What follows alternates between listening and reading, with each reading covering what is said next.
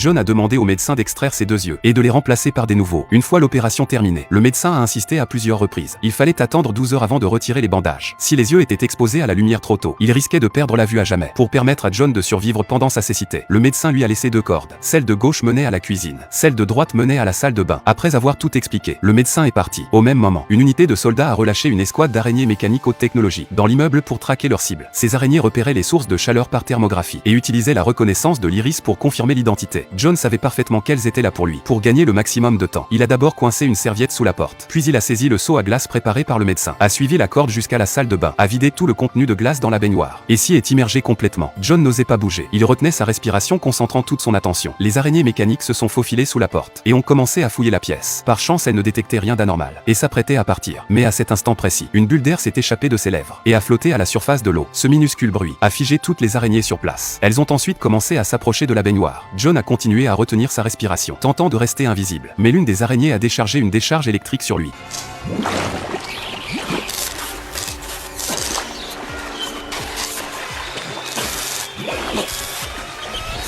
Après un combat palpitant, John a finalement réussi à échapper à leur scan d'identification.